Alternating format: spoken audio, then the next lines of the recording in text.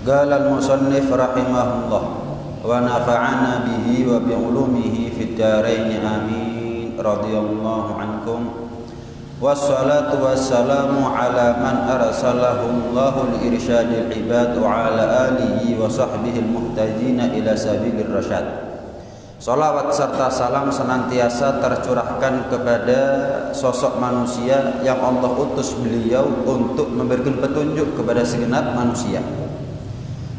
Salawat serta salam juga semoga senantiasa tercurahkan dari Allah teruntuk seluruh keluarga Nabi, seluruh sahabat Nabi yang mereka senantiasa mendapatkan cahaya petunjuk, bimbingan, arahan, tuntunan dari Allah Subhanahu wa taala ila sabilir rasyad, kepada jalan keselamatan, jalan petunjuk.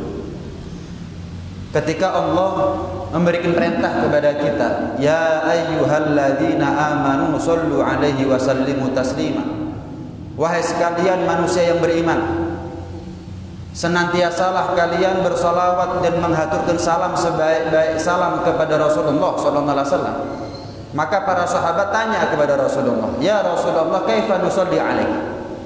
Ya Rasulullah, kami diperintah oleh Allah untuk bersalawat kepada Anda.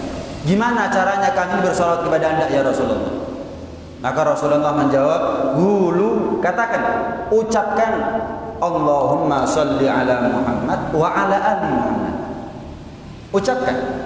Kan sahabat tanya bagaimana caranya bersalawat kepada Rasulullah.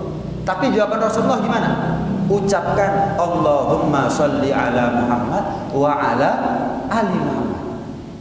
Ini kan berarti, bukan berarti Rasulullah nggak ngerti pertanyaan. Ketika sahabat hanya tanya bagaimana caranya bersalawat kepada Rasulullah, tapi Rasulullah memberikan jawaban bukan hanya bagaimana caranya bersalawat kepada beliau saja, tapi juga terhadap keluarga Rasulullah SAW.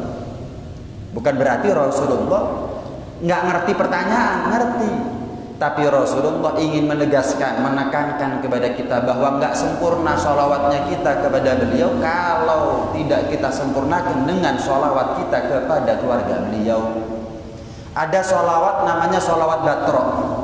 Sholawat batrok itu istilahnya sholawat yang buntung, nggak sempurna, nggak jangkep. Gimana sholawat batrok, sholawat yang buntung? Sholawat yang hanya ditujukan hanya kepada Rasulullah saja. Tidak disebut di situ sholawat kepada keluarga Nabi Sallallahu Alaihi Wasallam. Karena itu Al-Imam Syafi'i radhiyallahu ta'ala anhu wa radhiyallahu mengatakan dalam sebuah syairnya, ya ala baiti Rasulillahi hubbukum fardun minallahi fil Qur'ani anzalah. Wahai segenap ahli bait, wahai segenap anak cucu keturunan Rasulullah SAW, cinta kepada kalian itu adalah wajib, kewajiban yang Allah fardukan di dalam Al-Quran. Qul la as'alukum alaihi ajra illa al-mawaddata fil qurba. Sampaikan wahai Muhammad, katakan wahai Muhammad, seperti yang pernah saya sampaikan di sini, tidak semua ayat Al-Quran itu ada kalimat qul. Tapi sekalipun firman-firman Allah, wahyu-wahyunya Allah yang Allah sampaikan kepada Rasulullah, tidak ada kalimat qul, katakan, sampaikan, selalu dikatakan oleh Rasulullah, selalu disampaikan oleh Rasulullah. Nggak ada satupun wahyunya Allah, firmannya Allah yang disembunyikan, nggak ada. Terus apa perlunya Allah perintah kepada Nabi Muhammad, qul, katakan, sampaikan? Memangnya kalau nggak ada perintah dari Allah katakan, nggak dikatakan oleh Rasulullah? Kalau nggak ada perintah sampaikan, nggak disampaikan oleh Rasulullah? Tetap disampaikan. Terus apa perlunya? Ada penegasan bahwa informasi dari perintah tersebut sangat penting. Semua ayat Al-Quran penting, tapi kalau sudah ada kalimat qul, maka itu lebih penting daripada yang lain. Apa perintahnya Allah? Sampaikan wahai Muhammad bahwa kamu nggak minta imbalan apa-apa atas pengorbananmu kecuali satu. Ini perintahnya Allah. Sampaikan, kamu nggak minta apa-apa dari pengorbananmu, kamu nggak minta bayaran dari umatmu, kamu nggak minta pujian daripada umatmu. Pengorbananmu cukup dibalas oleh mereka, umatmu, satu. Apa itu? Al-mawaddata fil qurba, cinta kepada keluarga Nabi Sallallahu Alaihi Wasallam. Jadi cintanya kita kepada ahlul bait, anak cucu keturunan Rasulullah, para habaib, itu adalah cara kita balas budi kepada Rasulullah SAW. Wajib, sholat hukumnya wajib, nggak sholat hukumnya dosa. Cinta sama habaib hukumnya wajib, nggak cinta dosa. Sama. Meninggalkan apa yang wajib bukankah dosa? Dan ketahuilah, kewajiban itu bukan hanya sholat, puasa, zakat, haji, tapi kewajiban diantaranya adalah cinta kepada ahlul bait, cinta kepada anak cucu keturunan Habibuna Muhammad sallallahu alaihi wasallam. Pernah kita ini sholat dilempar kotoran oleh orang kafir? Siapa yang pernah? Rasulullah. Kita pernah keluar dari rumah, kemudian taruhannya kepala, taruhannya nyawa, demi melaksanakan syiar agama. Yang pernah siapa? Rasulullah. Pernah kita dakwah dilempari batu sampai berdarah-darah? Nggak pernah. Yang pernah siapa? Rasulullah. Bahkan ketika kita nanti nazak sakaratul maut, sakit, tapi ketahuilah sesakit-sakitnya separuhnya sudah ditanggung oleh Rasulullah sebelum kita lahir. Pengorbanan Nabi itu banyak buat kita. Gimana caranya kita balas budi?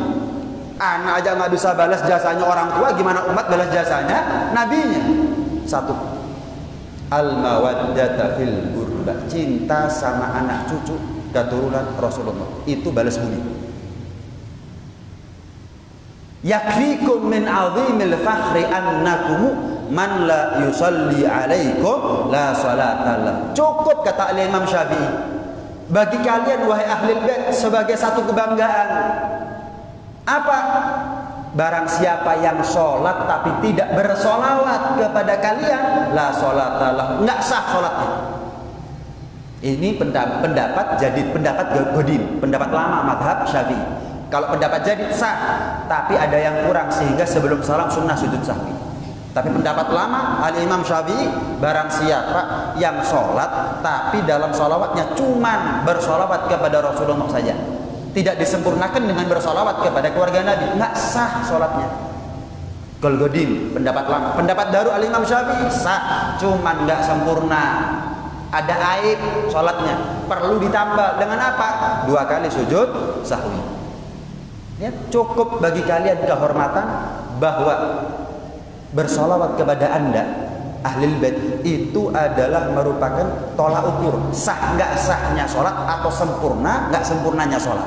Cukup bagi kalian, itu ada sebuah kehormatan dari Allah Subhanahu Wa Taala. Lihat, Subhanallah, jelas ini ya. Nyebut namanya Nabi Ibrahim dalam sholawat ketika kita sholat, Allahumma sholli ala sayyidina Muhammad wa ala ali sayyidina Muhammad kama shollaita ala sayyidina Ibrahim wa ala ali sayyidina Ibrahim, dan seterusnya. Itu nggak wajib. Nggak nyebut namanya Nabi Ibrahim dalam sholat tidak menentukan sah nggak sahnya sholatnya kita, nggak menentukan. Tapi nggak nyebutnya sholawat kita kepada keluarga Nabi Muhammad dulu dalam mazhab Syafi'i menentukan sah nggak sahnya sholat, dan sekarang menentukan sempurna nggak sempurnanya sholat kita. Ada kemuliaan melebihi mereka. Ini kita nih, umat siapa nih kita nih? Umat terbaik nggak kita ini? Umat terbaik ya. Kenapa? Karena kita menjadi umat dari Nabi terbaik, Nabi Muhammad SAW. Berarti kalau kita umat terbaik gara-gara Nabi Muhammad melebihi kemuliaan daripada umat-umat terdahulu, saya mau tanya, keluarga Nabi yang terbaik keluarganya siapa? Kalau umat saja menjadi mulia gara-gara Nabi Muhammad, berarti kan keluarga yang terbaik itu keluarganya Nabi Muhammad gara-gara Nabi Muhammad. Keluarganya Nabi Nuh kalah mulia dibandingkan keluarganya Nabi Muhammad. Kenapa? Nabi Nuh kalah mulia dengan Nabi Muhammad. Umatnya Nabi Nuh kalah mulia dengan umatnya Nabi Muhammad. Kenapa? Karena Nabi Nuh kalah mulia dengan Nabi Muhammad. Umat terbaik, umat Nabi Muhammad. Kenapa? Nabi Muhammad Nabi terbaik. Ya berarti keluarga terbaik, keluarganya Nabi Muhammad. Kenapa? Sama. Karena Nabi Muhammad Nabi terbaik.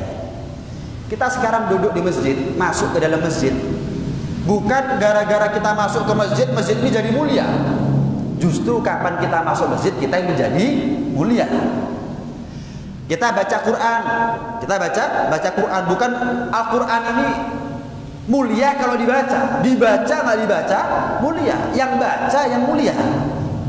Kita bersolawat kepada Nabi Muhammad. Bukan kalau nggak disolawati Nabi Muhammad nggak mulia. Mulia Nabi Muhammad. Mulia. Kita yang menjadi mulia kapan bersolawat kepada Nabi Muhammad. Jelas nih ya. Sama. Bukan gara-gara dihormati dan dicintai habaib itu menjadi mulia. Yang cinta, yang hormat sama mereka yang menjadi mulia. Masjid itu mau kosong tetap mulia. Al-Quran itu nggak ada yang baca tetap mulia. Nabi Muhammad nggak ada yang sholawat kepada beliau tetap mulia. Habaib nggak ada yang cinta tetap mulia. Wes cetakannya mulia mesti titik. Tinggal bagaimana kita cari kemuliaan kita dengan baca Al-Quran, masuk masjid, sholawat kepada Nabi, cinta kepada habaib. Selesai. Jelas nih ya. Kita iman sama Nabi Muhammad, jelas.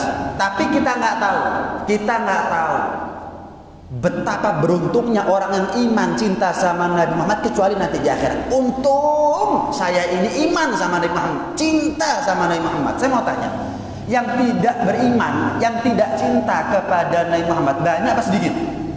Banyak.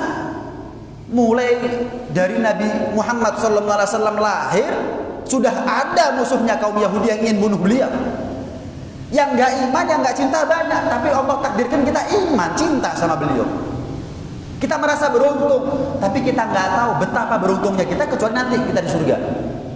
Kecuali nanti kita di akhirat baru kita merasa untung saya ini umatnya Nabi Muhammad yang cinta, yang iman sama Nabi Muhammad. Kita faham bahwa Nabi Muhammad Nabi yang mulia, tapi kita nggak tahu semulia apa Nabi Muhammad sesungguhnya kecuali nanti di akhirat. Kalau sekarang bondolnya kita bondo iman. Lawang kita nggak pernah ketemu Nabi Muhammad, tahu persis bagaimana kemuliaannya Rasulullah yang nggak tahu. Kapan? Buat orang seperti kita ya nanti di akhirat. Kagum kita saja. Luar biasa Rasulullah. Betapa dekat hubungan beliau dengan Allah Tuhannya. Wala saufa yu'tika rabbuka fatardah. Nanti di akhir kita tahu. Sama yang benci sama habaib ada apa enggak? Banyak apa enggak? Banyak. Kita enggak tahu. Betapa beruntungnya kita bisa cinta sama mereka kecuali nanti di akhir. Untung aku enggak termasuk di antara yang benci sama habaib. Aku termasuk di antara mereka yang hormat, cinta kepada habaib. Untung. Dan kita nggak tahu betapa beruntungnya kita cinta sama habaib kecuali nanti di akhirat. Sama yang benci sama habaib nggak ngerti betapa ruginya mereka kecuali nanti di akhirat. Paham ya? Dicintai tidak dicintai, habaib sudah mendapatkan kemuliaan dari Allah Subhanahu Wa Taala secara langsung.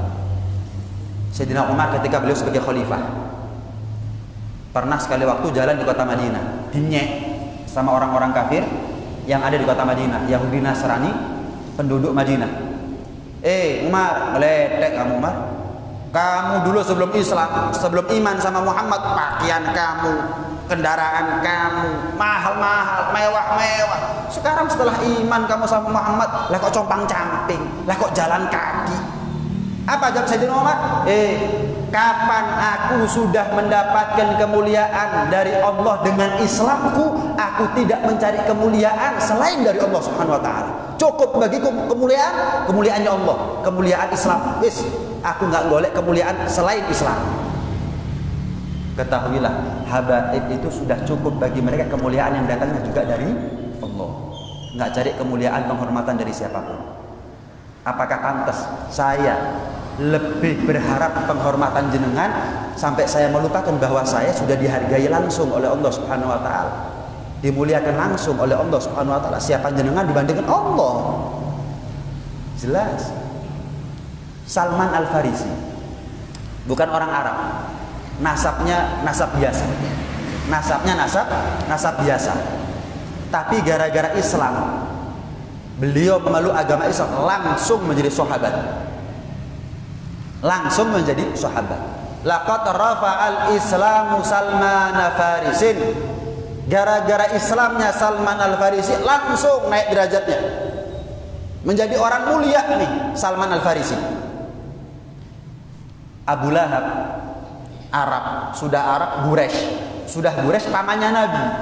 tapi benci sama Nabi, benci sama Nabi, gak payu nasabi, gak payu Arabi, gak payu Quraisy. Laqad wada'a syirkul hasiba abalahab, laqad wada'a syirkul hasiba abalahab, langsung jatuh hina kemuliaannya Abu Lahab sebagai Arab, sebagai Quraisy, sebagai paman Nabi, langsung jatuh hina.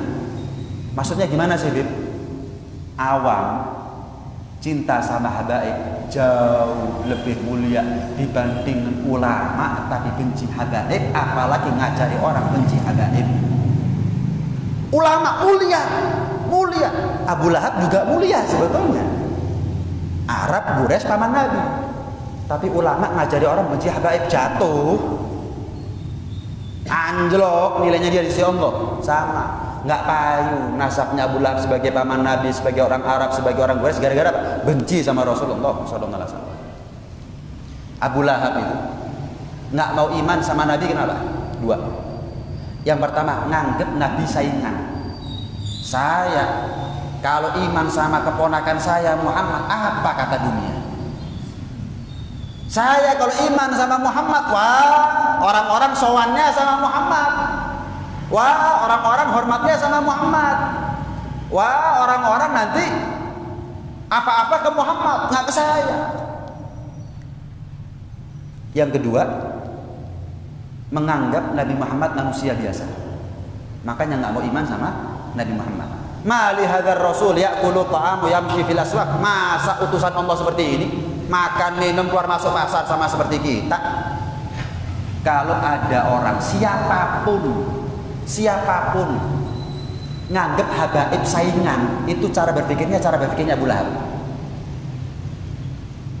Siapapun yang menganggap dan menilai habaib itu manusia biasa, cara berpikirnya Abu Lahab. Abu Lahab menolak kebenaran risalah kemuliaan Rasulullah gara-gara menganggap beliau manusia biasa, dan gara-gara Abu Lahab menganggap beliau sebagai saingan. Kalau ada orang sekarang nganggap habaib sebagai saingan, wah aku lek hormat nang habaib gak diundang. Wah aku lek hormat ambek habaib gak itu amplop. Wah aku lek hormat ambek habaib melayu nang habaib kabeh gak payu aku. Ini ulama dunia ini. Ini ulama dunia ini. Bingung golek dunya, ngedol agama, ngedol ayat, ngedol hadis. Sehingga perkara seperti ini, bagaimana kita cinta sama habaib ditutup-tutupi sekarang. Disamar-samarkan, ojo sampai wong ero ya apa mulyane habaib, ojo sampai ero. Ojo sampai ero. Lek ero, wah melayu. Wah gak payu. Wah gak diundang.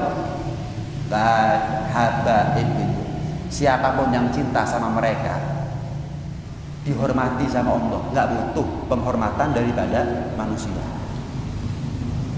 Kiai kalau cinta sama habaib nggak ada jatuh hina, itu nggak ada. Masih yo gak payu, masih yo gak diundang wong, masih yo apa diboikot misalnya. Apa-apa, kenapa? Apa artinya? Memangnya manusia yang punya ridho?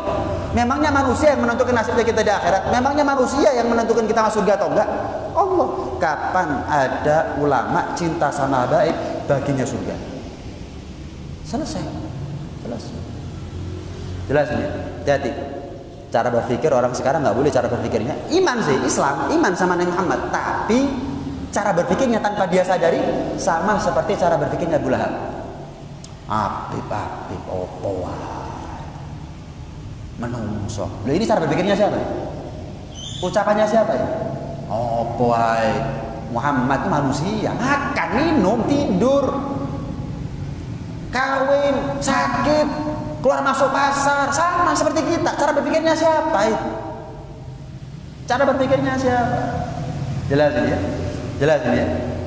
Nah, memang terkesan tendensius kalau saya yang menyampaikan ya. Cuman kalau Anda sadar ya, semakin kemari sudah mulai banyak habaib yang berbicara masalah seperti ini. Turun tangan. Kenapa? Karena sudah mulai jarang ulama yang menyuarakan yang hak adalah hak. Mulai ditutup-tutupi sekarang. Wis seru iki ungu. Sekarang dibuat gimana caranya ungu ini kayak biru gitu.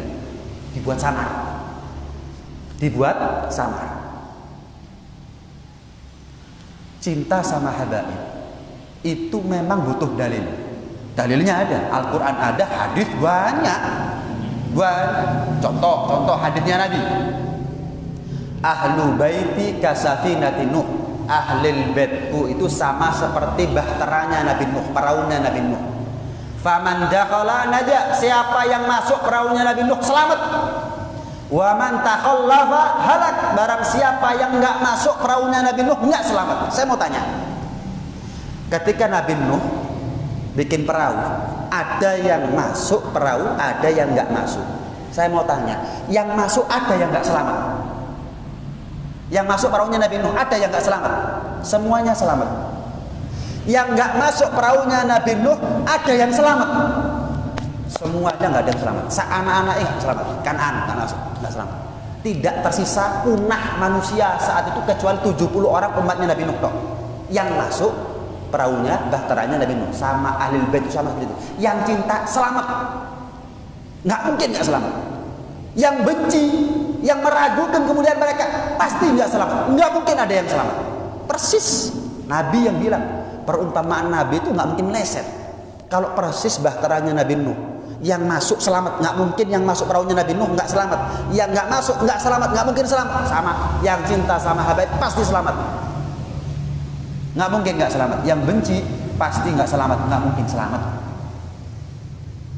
Kita nggak tahu bagaimana sih kemuliaannya Habaib nanti di akhirat.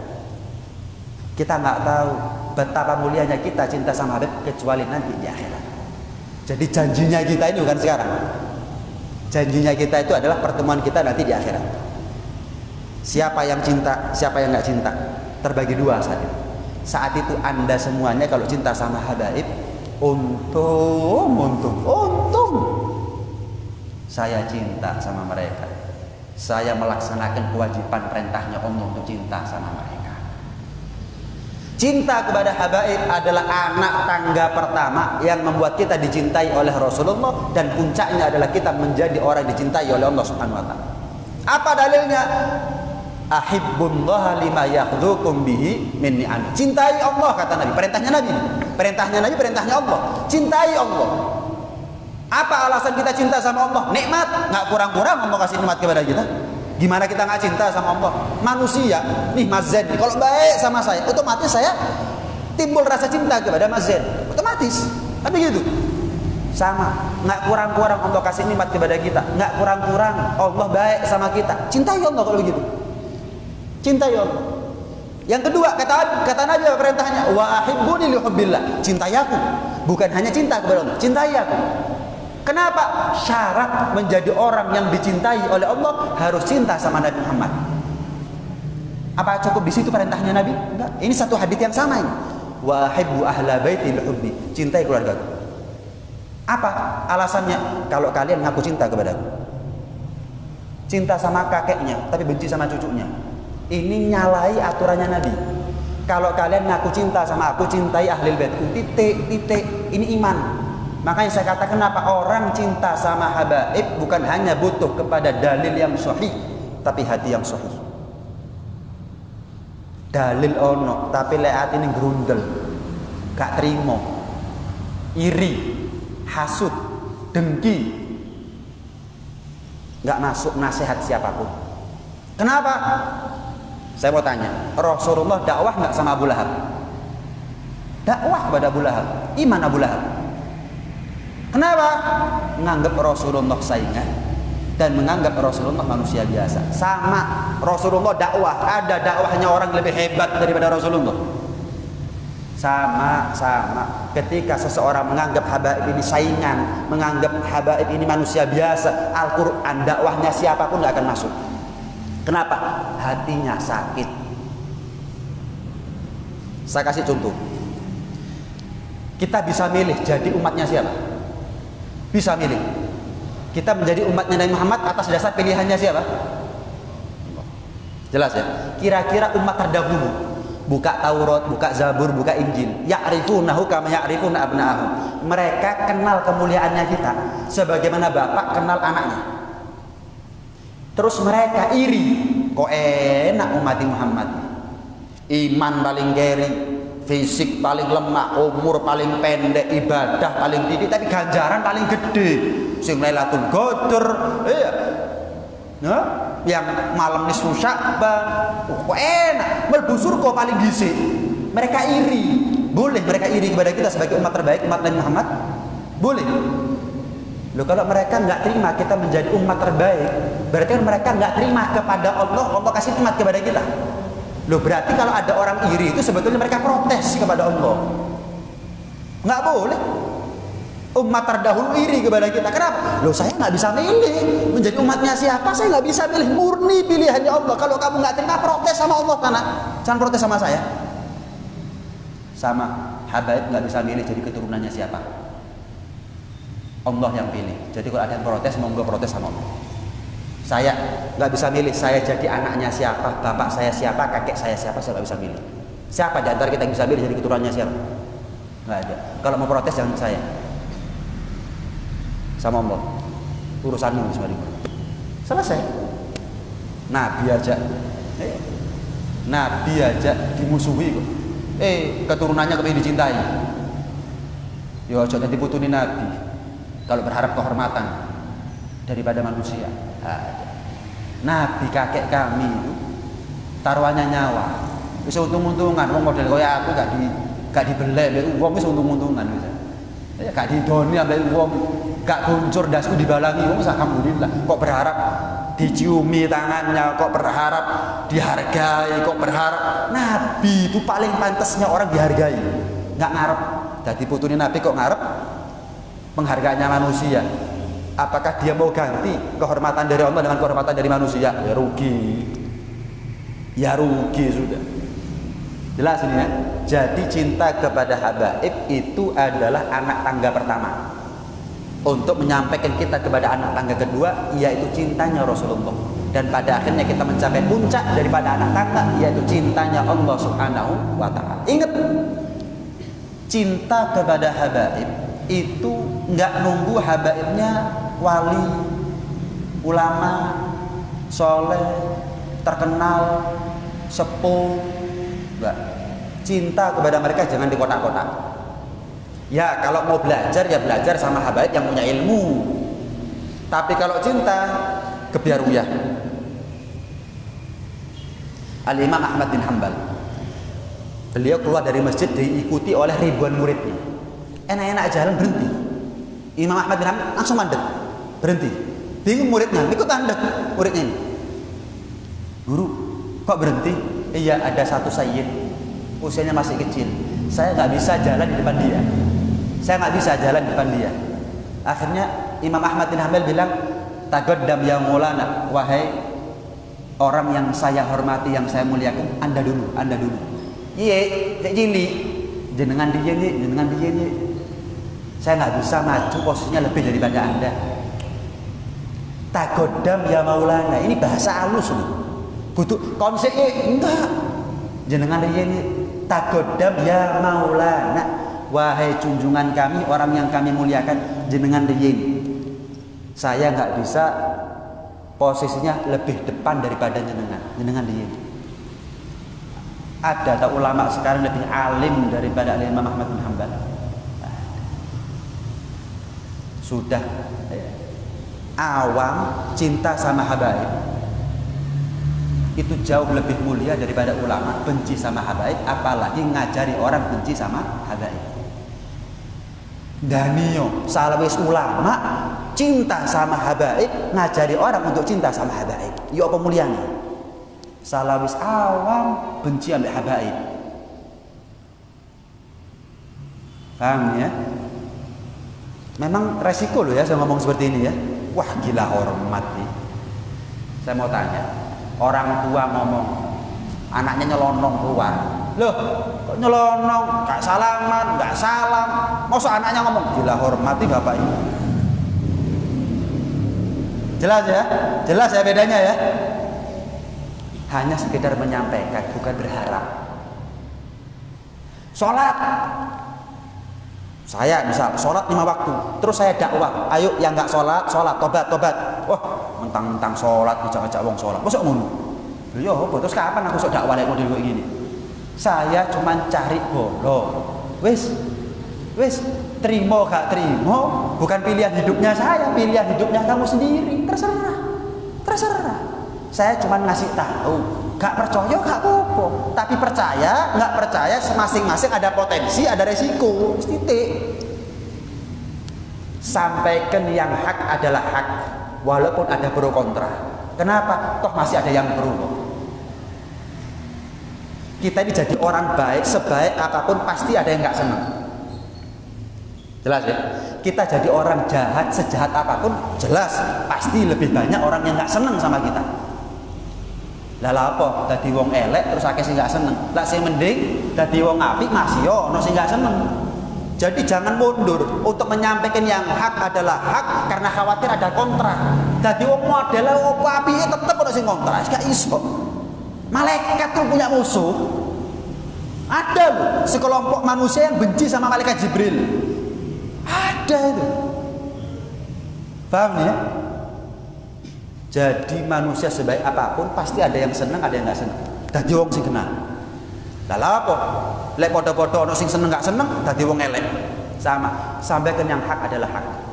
Ada yang nggak seneng ya sudah resiko. Ya sudah resiko. Toh masih ada yang pro kok.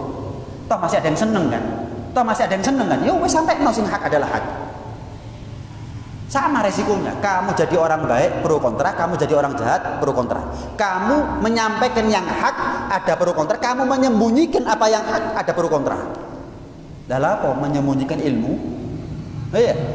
Menyembunyikan ilmu yang hak adalah hak hanya karena khawatir ada yang kontra. Kon nggak nyampe ilmu tetap jadi wong kontra, tetap ada yang kontra sama kamu. Tetap ada yang kontra, tetap ada yang nggak setuju dengan tindakannya kamu. Jelas ini ya. Jadi saya menyampaikan dalam tahap, dalam taraf, dalam kapasitas hanya menyampaikan yang hak adalah hak. Ini loh wajibnya selesai. Wis, bukan berarti saya ngarep. Oh, ambungen tanganku. Oh, kudu ngene. Saya dapat kehormatan dari Allah, gak boleh liyane. Saya bukan orang gila. Mengganti kehormatan dari Allah daripada kehormatannya manusia. Enggak, saya bukan orang gila. Saya masih waras. Jelas ya? Nah, Abdullah ibn Mubarak. Beliau itu setahun haji, setahun jihad.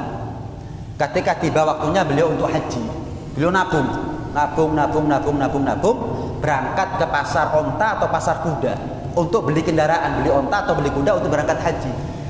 Ketika beliau ada di pasar tadi itu, ketika beliau ada di pasar itu, beliau melihat ada seorang wanita tua mengais sampah. Dilihat dari kejauhan sama Al-Imam Abdullah bin Mubarak, ternyata mengeluarkan bangkainya ayam, dijabuti apa namanya ini bulunya, dibersihkan sedemikian rupa, dimasukno kresek, didekati sama Imam Abdullah. Mau dikemanakan bu itu ayam bu? Mau saya makan. Loh, haram buat kamu, haram buat saya, halal. Loh nggak bisa bu, laki perempuan tua muda dari manapun siapapun ya haram. Nggak buat kamu haram, buat saya halal. Nggak bisa bu, haram buat kamu, haram buat saya halal. Penasaran apa maksudnya ibu? Maksudnya gimana bu? Saya seorang janda tua punya anak 4. Kalau saya nggak bawa bangkai ayam ini mereka nggak makan semuanya. Jadi saya bawa karena darurat. Ya apa maneh lek gak ngono gak makan. Siapa ibu? Karena Abdullah bin Mubarak ini tabi'in, muridnya sahabat. Jadi jaraknya dekat dengan Rasulullah SAW. Zaman Rasulullah, zaman sahabat, zaman tabi'in. Paham ya? Jaraknya dekat. Ibu siapa? Saya Fulanah binti Fulan bin Rasulullah SAW. Kaget. Ya Allah, ternyata jenengan putri Nabi. Ya sudah, untung uangnya belum saya pakai untuk beli onta, beli kuda. Wis, apa namanya, pakaiannya jenengan jadikan wadah begitu. Iya, dihamparkan begini. Mau apa? Ini uang, rencananya saya mau pakai untuk haji. Tapi nggak jadi, wis, saya sudah pernah haji kok. Saya malu. Apa kata Rasulullah? Saya ziarah kakeknya, tapi saya biarkan anak cucunya makan bangkainya ayam. Tak sok uangnya saya dinar, dirham, ini semuanya, koin emas, koin perak, tak sok buat jenengan. Saya ambil sedikit, cuman bekal buat pulang. Wis, wis. Singkat cerita, Abdullah bin Mubarak ketika musim haji sudah selesai, datang rombongan haji, disambut sama Abdullah bin Mubarak di pintu kota. dipeluk. Hajjan mabrura wa sa'yan masykura wa dzamban maghfura. Didoakan sama Abdullah bin Mubarak. Dadakno Abdullah bin Mubarak juga didoakan sama mereka hajjan mabrura wa sa'yan masykura wa dzamban maghfura. Kata Abdullah bin Mubarak, "Wah, gak haji. Saya enggak haji kalau didoakan hajjan mabrura, enggak haji saya." Kata yang mendoakan, "Loh, lah kita kan tawaf bareng Abdullah. Gak haji ya, Bos? Kan tawaf bareng." "Gak haji aku, Mas. Saya enggak haji." "Tawaf bareng kita Abdullah, kok gak haji gimana sih?" Bingung Abdullah ini. Oh, mungkin mirip. Datang orang kedua disambut sama Abdullah, hajjan mabrura wa sa'yan masykura wa dzamban maghfura. Sama-sama Abdullah, kamu juga haji mabrur ya? Loh, saya enggak haji. Loh ya apa sih? Lempar jumrah bareng mana loh? Tambah bingung Abdullah. Mungkin mirip, enggak ada. Aku tak tonggomu, mosok masih mirip gak kenal awakmu Abdullah. Datang orang berikutnya selalu ngomong begitu. Malam mimpi Rasulullah sallallahu alaihi wasallam. Kata Rasulullah, Abdullah bin Mubarak, jangan heran atas kebaikan kamu kepada cucuku. Aku doakan kepada Allah, ya Allah, rupakan malaikat fisiknya seperti Abdullah bin Mubarak untuk menghajikan, badali hajinya Abdullah setiap tahun sampai kiamat. Bukan sampai matinya Abdullah ini, sampai kiamat. Mungkin kalau kita haji berangkat, mungkin kita nggak tahu ketemu malaikat yang badali hajinya Abdullah bin Mubarak, cuman kita nggak tahu. Sampai kiamat itu, sampai kiamat. Jadi mereka itu bukan melihat kamu, tapi melihat malaikat yang menyerupakan kamu. Lihat, gara-gara cinta kepada habaib, cinta kepada anak cucu keturunan Rasulullah Sallallahu Alaihi Wasallam. Karena itu hadirin sekalian rahmati Allah Subhanahu Wa Taala. Insyaallah kita sambung ya. Insyaallah kita sambung. Ada beberapa rangkuman yang ingin saya sampaikan, tapi insyaallah di pertemuan yang akan datang akan saya bahas lagi kelanjutannya. Dengan harapan mudah-mudahan Allah bersihkan hatinya kita, sehingga setiap apa yang hak kita terima, setiap apa yang batil kita tolak ya, setiap apa yang hak kita terima dengan hati yang bersih, setiap apa yang batil kita tolak dengan hati yang bersih juga. Mudah-mudahan Allah panjangkan umur kita semuanya dalam keadaan sehat walafiat, dalam keadaan taat kepada Allah, taat patuh kepada Rasulullah sallallahu alaihi wasallam. Amin Allahumma amin. Amin ya rabbal alamin. Rabbana